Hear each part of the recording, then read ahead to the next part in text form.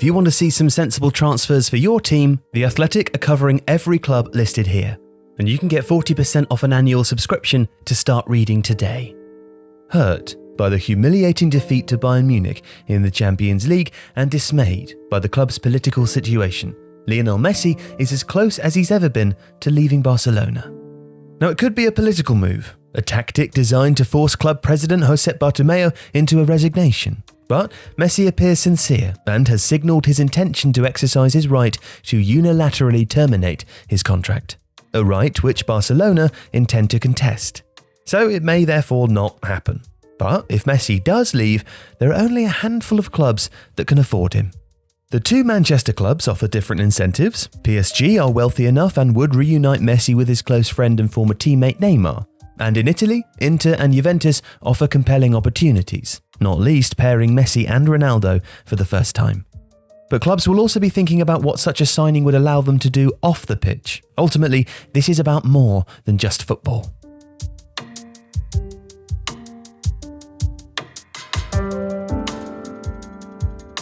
Now, tactically, this move makes sense. Pep Guardiola is the manager who's previously got the most from Messi, and he can be more of a creator now. He registered 21 assists in La Liga last season, a league record, and 6.88 shot creating actions. Guardiola could adjust his midfield positionally to play Messi in the 10 space, a more central, more attacking David Silva replacement. And there's no doubt that City can draw on the finances required, nor that they would see the commercial opportunity of a player who theoretically would help them close the revenue gap to neighbours United. But City also have more squad overhauling to do, especially in replacing Sergio Aguero, and any Messi deal would impact their ability to renovate other areas of the side. PSG, owned by Qatar Sports Investments, certainly have the financial muscle for this fight. And they also have the lure of Neymar, a player with whom Messi formed a tight personal and playing bond. In the past, he reportedly lobbied for Neymar's return to Barcelona and would welcome the chance to line up with him again, as well as the opportunity to play alongside the incendiary Kylian Mbappe. Tactically speaking, Thomas Tuchel might be tempted to play Messi through the middle, dropping off and orchestrating play to Neymar and Mbappe in what would theoretically be the best front three in world football.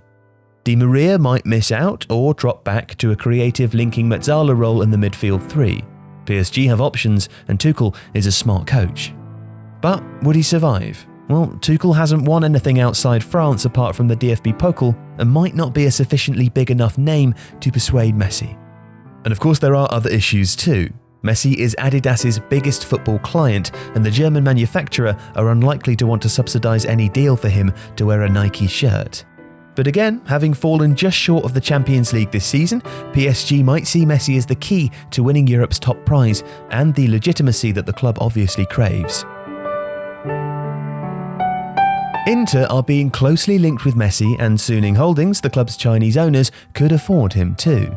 Italy is an attractive destination for footballers with its low rates of taxation and Serie A's stated ambition to reclaim its primacy. Facing off against Ronaldo could be a lure, and Inter are also in the process of an astute rebuilding, signing talents like Achraf Hakimi and being heavily linked with Sandro Tonali. Antonio Conte has the pedigree to persuade Messi of his coaching abilities, but his autocratic style and inflexible personality might lead to clashes. It's difficult to see him being deferential to any player. Nonetheless, Messi could work well in Conte's 3-5-2, being covered by a dynamic midfield and pairing intriguingly with the rejuvenated Romelu Lukaku. That would of course free Lautaro Martinez up for a big money move too, helping to offset some part of Messi's enormous wage. It would be a transformational move, both for Serie A and also Chinese soft power in sport. A 2020 survey conducted by Mailman, the digital sports consultancy, found Barcelona to be China's most popular club, with 16.3 million followers on Weibo. Were Messi, who the report also names as the country's third most popular player, to move, then much of that attention would likely accompany him.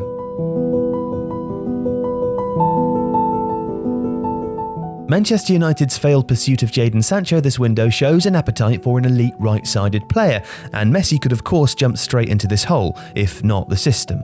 United are currently best when counter-attacking at pace, and adaptations would be needed. Ole Gunnar Solskjaer might find himself eased out too, as it's hard to envisage his coaching pedigree impressing the world's best player, with the Norwegian yet to win a major trophy. But Messi to United, which is helped by Adidas's relationship with the club, would make far more sense off the pitch than on it. It's the sort of power signing that Ed Woodward and the Glazers like to make, think Zlatan Ibrahimovic in 2016, and it would fit with many of their global commercial aspirations. Plus, as the Sancho effort showed, there is money available. Now, this one's perhaps a dark horse, but a move does make a lot of sense. Andrea Agnelli, Juventus' chairman, is the energy behind the move for European club competition reform and, by implication, a Super League. Juve are also an Adidas club, which is a virtue, and enjoy the historical patronage of car manufacturing giant Fiat, who offered to subsidise Cristiano Ronaldo's wages back in 2018. Uniting Ronaldo and Messi would be a commercial director's fantasy, potentially providing Juve with an unimaginably large share of all sorts of the footballing market.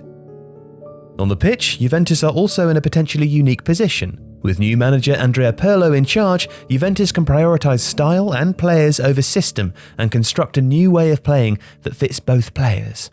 Pirlo has no managerial credibility, but as a hugely respected player and club icon, it's fairly easy to see him striking up a good collaborative relationship with Messi and Ronaldo.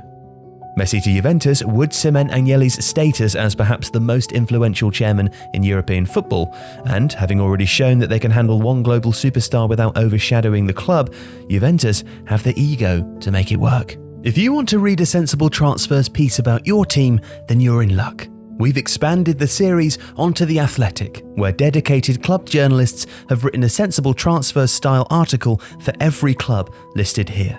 And you can get 40% off an annual subscription to The Athletic by visiting theathletic.com/Tifo Football transfers and start reading today.